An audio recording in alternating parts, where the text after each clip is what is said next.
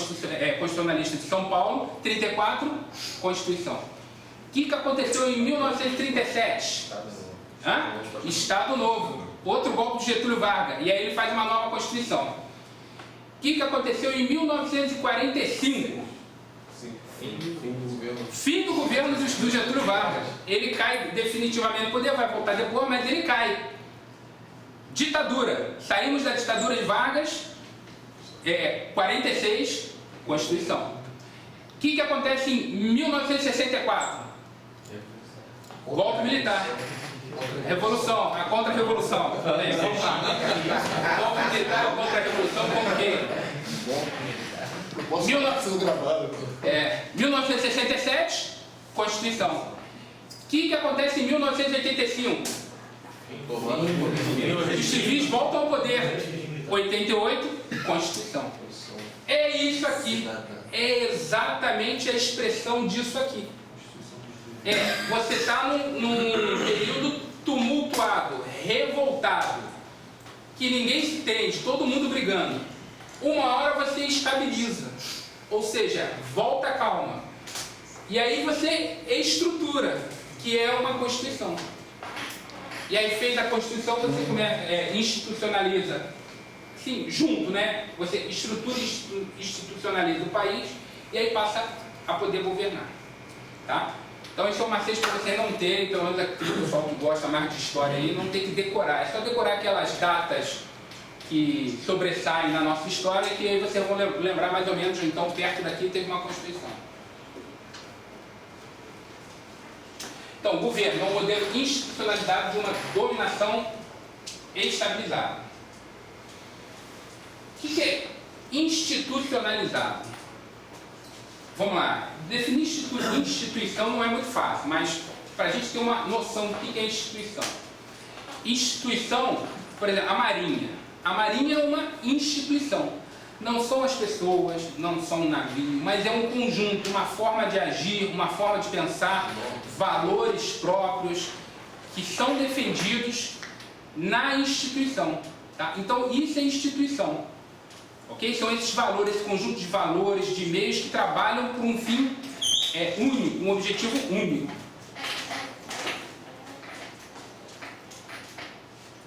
É um sistema de dominação.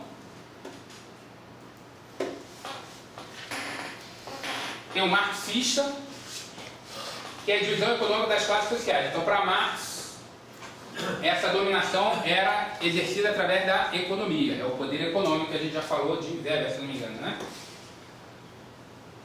Weber, que é o teórico da burocracia, já falei para vocês. A burocracia foi criada para alcançar com mais facilidade a legitimidade. Tá? E assim, alcançando a legitimidade, você tem a dominação, que as pessoas obedecem à ordem voluntariamente. Dominação, probabilidade de obediência. Em associações humanas, lá no primeiro slide a gente viu que é uma relação social, então em associações humanas sempre haverá dominação. Até nos animais você vê isso. Você vê um grupo de cachorro, vai ter um ali que começa a exercer liderança. Então, é natural de vários animais, insetos, e no homem não é diferente. Associação política. Uso dos meios disponíveis para atingir os fins. Então, temos que ter fins únicos, né? Todos estão concordando com aquele fim, que aquilo é importante, e vamos todos puxar para o mesmo lado.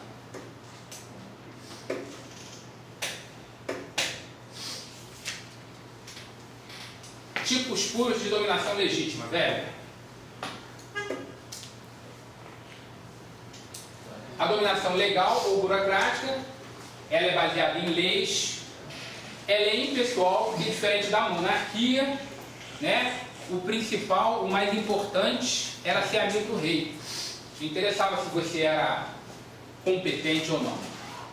A burocracia, a dominação legal ou burocrática, visa exatamente afastar isso. Agora o importante é o ser competente. Tá? Objetivo e racional. Dominação tradicional. Está baseado na tradição, é de cunho pessoal. Então, os pais exercem poder sobre os filhos. Por quê? Porque eles tradicionalmente, vem que todos respeitam isso e todos passam a respeitar também. Costume, não é obrigatório um quadro administrativo. Tá? Então, não precisa ter um quadro administrativo fixo na dominação tradicional. Dominação carismática, ela é baseada no carisma, ela é pessoal, depende de confiança. É o populismo aí. Por mais que a gente discorde de Lula, deteste, etc., mas com certeza o cara consegue exercer poder sobre muita gente. Ele é um líder carismático, sem dúvida. Ela é revolucionária, pois não segue regras, como na burocracia. Por isso que ela é considerada revolucionária.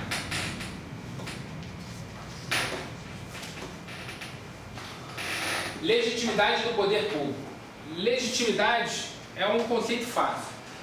Legitimidade é exatamente aquela dominação da autoridade. Então, é mais legítimo quem tem mais autoridade. É quem tem suas ordens obedecidas, porque as pessoas que estão recebendo aquela ordem têm uma íntima convicção que aquilo que ele está falando está certo e deve ser seguido. Isso é ter um poder legítimo. Tá? Necessariamente ele tem que respeitar os valores sociais, porque você só consegue legitimidade se você for uma autoridade naquela cultura, naquilo que aquela sociedade dá valor. Valor fundamental para obter legitimidade é a justiça. É muito comum a gente ouvir às vezes aquela lei que não pegou, a lei que ninguém cumpre, exatamente porque às vezes a gente acha que a lei é injusta. Tá? Então, é necessário que, para se obter legitimidade, que você haja com o senso comum de justiça daquela sociedade. Fundamentos. Pode ser fundamentado na divindade, no carisma, aqui na teocracia, carisma é o populismo, tradições e costumes em sociedades tradicionais, e na lei, que é o caso do Brasil, pelo menos deveria ser, que estamos no Estado Democrático de Direito.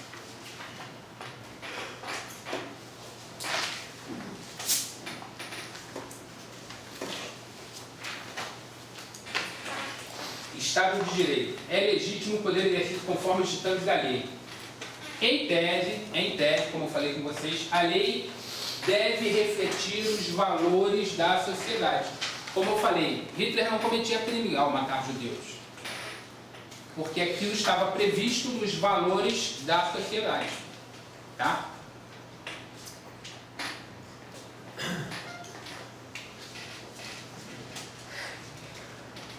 Não confundir legitimidade, que está ligada aos valores da sociedade,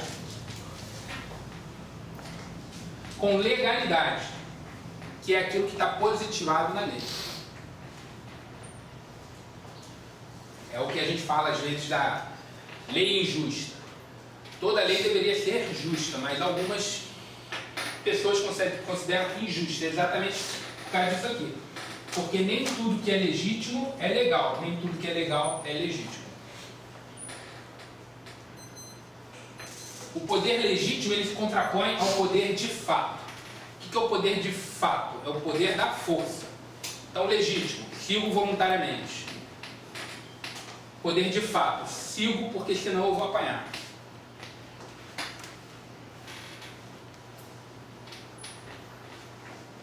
Poder de direito, ou seja, com regras pré-estabelecidas, se contrapõe a poder arbitrário, onde eu não tenho regras, onde eu acordo de mau humor e falo, hoje eu vou arrancar 5 cabeças. Então, o legítimo é, você não pode arrancar 5 cabeças porque você acordou com mau humor, isso é uma regra que está estabelecida. Ou poder arbitrário, eu faço o que eu quero, hoje eu vou mudar a regra, hoje eu vou obedecer a regra tal e faço o que eu quero.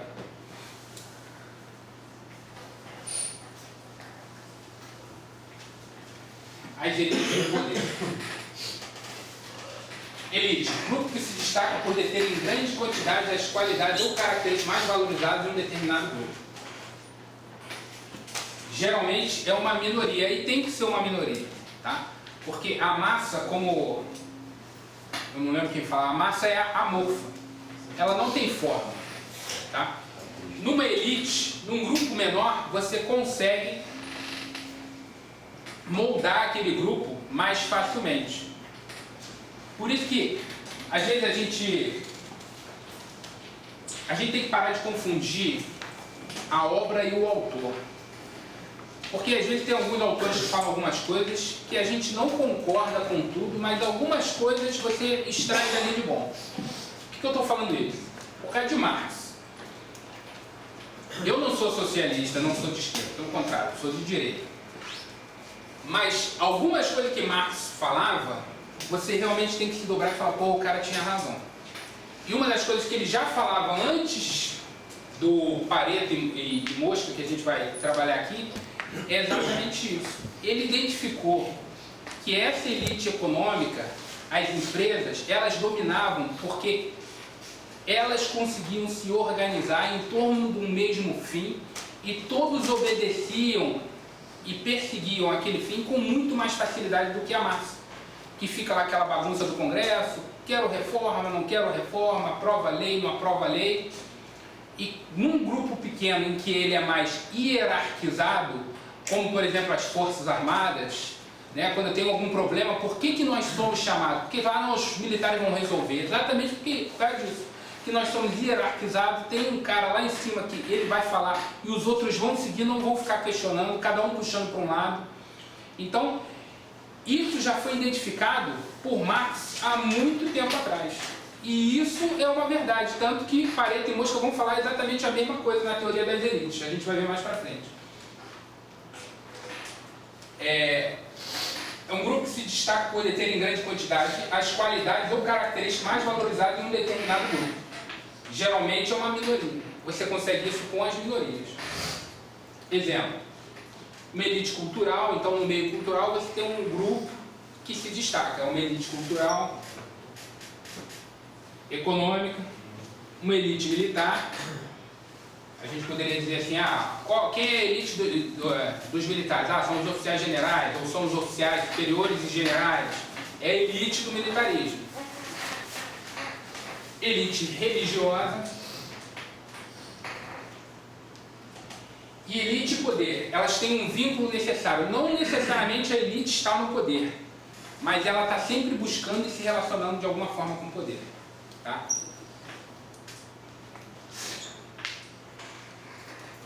Elite com poder de expressão política, aí a gente chama de elite política.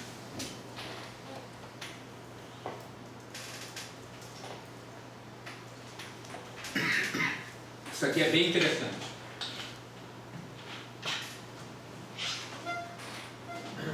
Então, Pareto e Mosca, teoria das elites. Sempre existe... ano passado me fizeram a pergunta. Pareto e Mosca não falam coisas contrárias, tá? As teorias deles são diferentes, mas não opostas. Tá? Então, se você analisar a teoria de um, ele não está desdizendo o que o outro diz. Ele está dizendo a mesma coisa, só que adicionando outros ingredientes naquilo. Então, compreendam isso, tá? Sempre existe uma minoria, uma elite que exerce o poder. Para Mosca, ele divide a sociedade em governantes, que é a elite, e em governados, que é a massa. Então, existe uma elite que governa e um grupo que é governado, que é a massa. Aqui ele não está dizendo que existe só uma elite. Ele está dizendo que existe uma elite que está sendo governada. Pode existir outras elites que estão sendo governadas, mas como eu falei, elas têm um vínculo necessário com o poder. Então elas querem alcançar o poder, querem tomar o poder da outra elite. Então existem outras elites, mas no momento elas não estão exercendo o poder. Os governantes são menos numerosos, são organizados. Está vendo? Isso aqui é Marx e Turing. São organizados, têm interesse comum, cumprem funções políticas, monopolizam o poder e constroem a ideologia. Isso aqui, antes desse cara aqui falar, Marx já tinha falado exatamente a mesma coisa com outras palavras. Por isso que Marx tem uma frase famosa de Marx que muita gente conhece, proletariado do mundo todo, univos. é exatamente o que ele quis dizer com níveis. Vocês têm que ter os mesmos ideais, querer chegar no mesmo lugar para que vocês consigam alcançar algum local. Porque se cada um ficar puxando para um lado, vocês nunca vão conseguir nada. E os governados são mais numerosos, desorganizados, desarticulados e desunidos. Por isso que são governados. Não sei se vocês estão sentindo aqui, mas a organização em torno desse objetivo comum é muito importante para o Estado. E aí, quando a gente falar de Estado, vocês vão ver isso aqui aparecer novamente. Para Pareto. Toda sociedade tem uma classe superior que detém o poder político. Então, tem uma sociedade, tem um grupo que detém o poder. E a elite são aqueles que estão ali no grau máximo de riqueza e poder daquela sociedade. Teoria de Pareto ou Teorema das Circulações da Elite. Existem várias elites também, então ele não está negando o que o Mosca falou. Ele está falando, tudo bem, existe uma elite que domina, mas existem outras, que no instante não estão no poder, mas elas existem. E elas lutam entre si pelo poder e se alternam no poder. Isso é um processo dinâmico para eles. A alternância das elites é lenta e gradativa. Caso a elite do poder não esteja disposta a usar força, pode ocorrer uma revolução. A gente vê isso acontecer o tempo todo na história. A Revolução Francesa. Por isso que eu falo, quando vocês voltarem a estudar a história, talvez vocês tenham outros olhos quando vocês dominarem essa teoria da ciência política. Lembra lá? Girondinos e jacobinos. Jacobinos era partido da massa. Girondinos era a burguesia. Os girondinos viram que os jacobinos eram do povão, eles se uniram ao povão e eles tinham um poder maior, eles tinham mais força. E eles viram que iam perder o poder para ele. O que eles fizeram? Os girondinos têm um momento que eles se aliam às massas, conseguem, após se aliar às massas, subir ao poder, e quando eles sobem no poder, falam, beleza, obrigado povo, mas agora eu não preciso de vocês, e descarta. Tá? É exatamente essa teoria aqui. Tá? As elites estão de uma forma ou de outra, seja da forma como determinou Maquiavel, ou de qualquer outra forma, tentando obter o poder. Teoria de Wright-Mills foi baseada numa análise da sociedade americana. E ele fala que a elite necessariamente detém 3 poderes: econômico, político e militar. O homem comum, em geral, não faz parte da elite, ele se opõe a elite. Homem comum, poder limitado, movido por forças que não compreende e não controla. Esse é o homem comum. Elite. Ela ocupa uma posição social estratégica e ela detém os instrumentos de poder, seja o instrumento que for. Riqueza, conhecimento, e toma as decisões.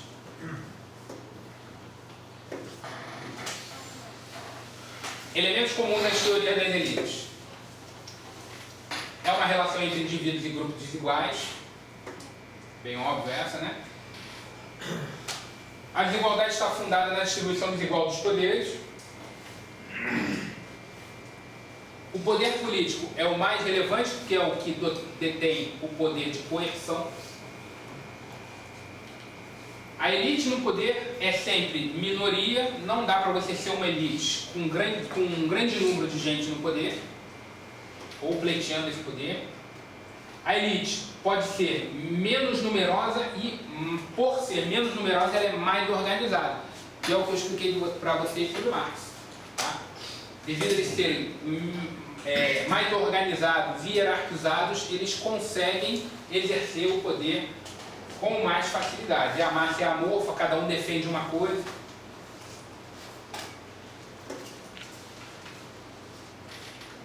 A massa é desorganizada e por isso não consegue dominar. Tá bom? Então falamos de poder. muita definição nesse início, mas é uma coisa fácil, né? Poder é uma coisa mais ou menos intuitiva.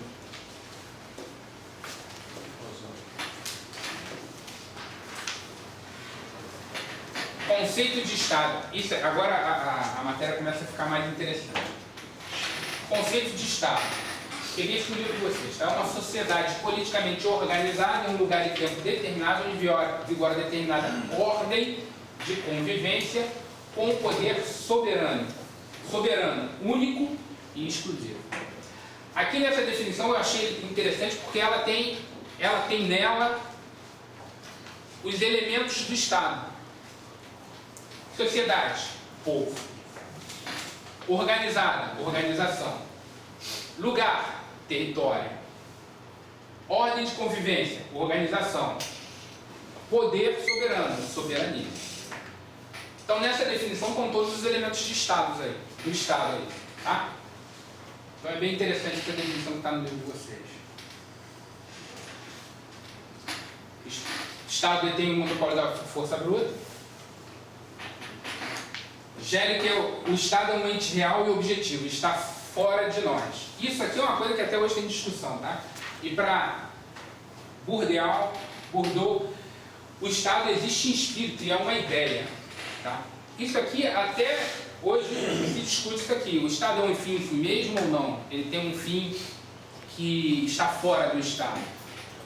E aí tem um filme muito interessante. Tem um filme que eu assisti há muito tempo.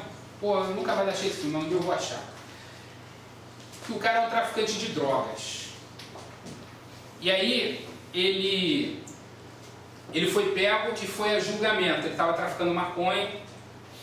E aí ele foi a julgamento. E aí, quando mandam ele levantar para falar para a juíza lá, ele fala, porra, eu não entendo por que a gente está aqui. Eu estou aqui porque eu ultrapassei uma linha imaginária com uma porção de mato, de erva. Porra, por que a gente está aqui gastando nosso tempo? E aí a juíza fala para ele, mas essa linha, ela é real e a erva é ilegal. E aí prende o cara. Eles estão falando exatamente sobre isso aqui. O Estado é um ente real e objetivo? Existe mesmo? Ou é uma ideia que a gente criou? Tá? Então não tem uma resposta certa, tá? Estou falando para vocês que isso aqui é uma coisa que até hoje está sendo discutida. Tá?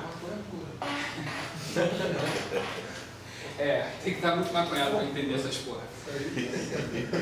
Por que isso é importante? Porque quando você chega e fala, o Estado é um ente real e ele existe e é um fim em si mesmo, significa que você serve ao Estado. Então quando Luís XIV fala, o Estado sou eu, se ele é o Estado, ele corporifica o Estado, você serve a ele, porque ele é um fim em si mesmo. Ele não tem que cumprir uma finalidade exterior a ele, ele é o fim. A existência dele é o fim. Quando você acha que ele é uma ideia, é um espírito, então ele existe e foi construído para uma finalidade, que não é ele. É promover o bem comum, é uma outra finalidade. Isso que é importante dessa discussão. Tá? Porque dependendo da posição que você tomar, você vai achar, você vai ser mais ou menos permissivo com o que o Estado faz. Por exemplo, hoje está muito comum a gente falar sobre ideologia liberal. O que vocês acham? Um liberal, vocês acham que ele vai se filiar a qual das correntes? Qual é a tendência dele? Alguém chuta aí? Em espírito, não é real. O Estado foi criado para cumprir uma finalidade. Mas se você acha que o Estado é importante, que o Estado é o mais importante, como por exemplo, os fascistas, o fascista achava que o Estado era mais importante, então ele vai se filiar a quê? A de cima. Ele é real, objetivo e é um fim em si mesmo. Ele não precisa ter uma finalidade de cumprir o que vocês querem, porque o importante é a sobrevivência do Estado.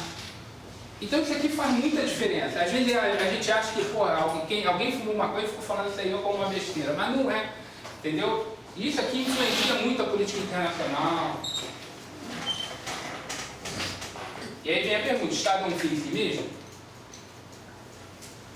Elementos do conceito de Estado. Poder ilimitado, incondicional, originário e não deriva de outros. Tá? Isso aqui, como toda essa ciência social, né, nada não é isso ou é aquilo, né? Sempre tem discussão. Esse incondicionado aqui, hoje se discute muito. Tem alguém que faz direito? Ou é cursado em direito, formado? Quando falaram para você sobre o poder constituinte, quais são as características do poder constituinte? Você lembra? Ele é originário, não sei o que, né? E incondicionado. Não falaram isso para você? Hoje no direito se discute isso. Por quê? Vamos supor que nós estamos aqui vivendo numa monarquia, a gente derruba a monarquia e vai para uma república.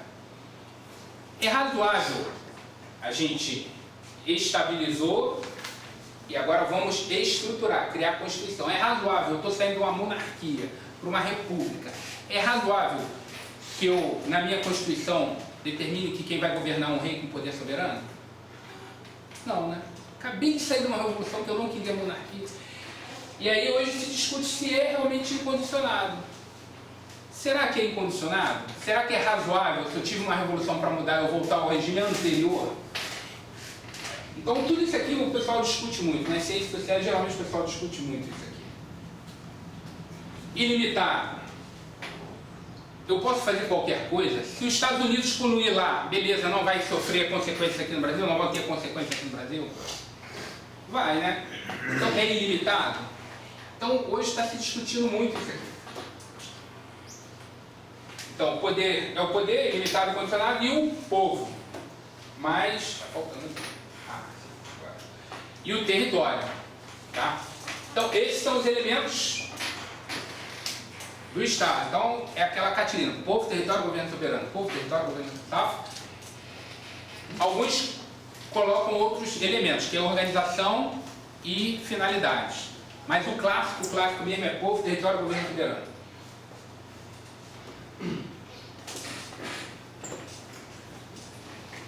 Para Weber, é uma associação política, monopólio da coação física.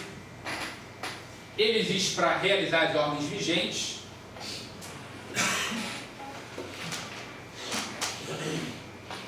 Definição de Estado para André Uriot. Povo, grupo humano organizado. Território determinado, território. Governo soberano, governo. Poder dirigente. Ordem social, econômica, política, jurídica.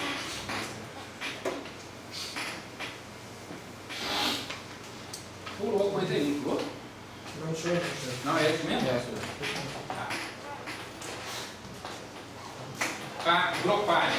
Pessoa jurídica soberana, povo, território, poder. E aí, ó, esse cara já incluiu aqui finalidade e ordem.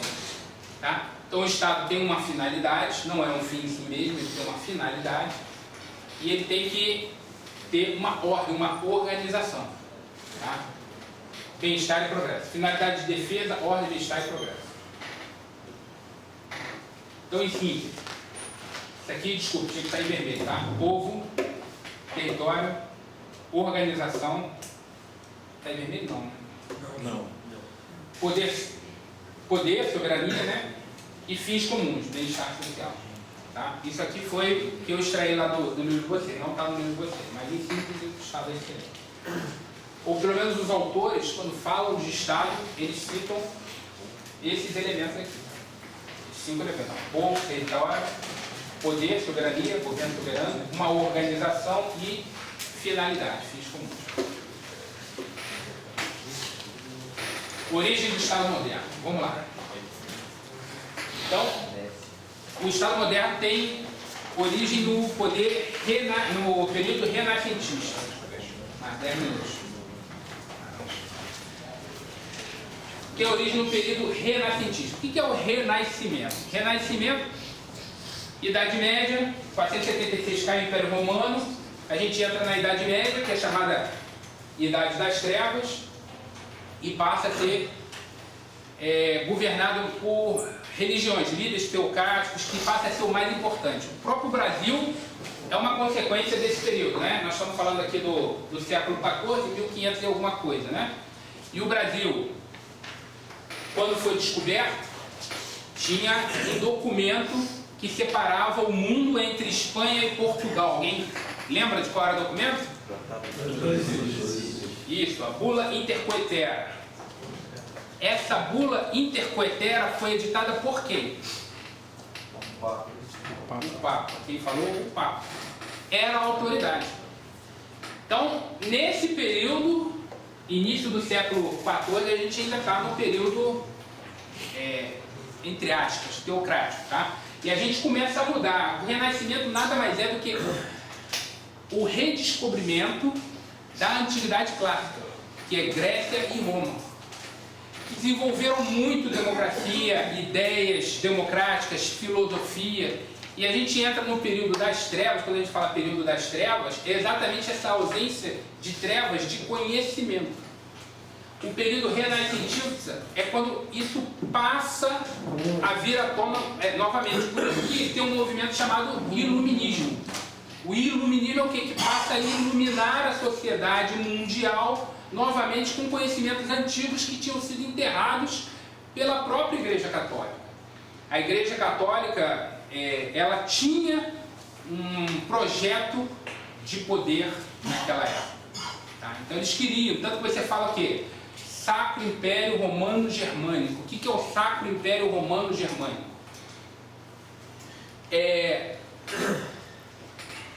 Não é um estado, mas é um grande feudo, digamos assim, um grande sistema feudal em que o mais importante era o Papa. E ele ditava as ordens para aquela sociedade. Tá? A gente vai ver, botei até um mapa aí. Tá? Então, esse poder teocrático era muito importante naquela época. Tá? A gente começa a abandonar esse poder teocrático. A gente começa a separar a vida pública da vida privada.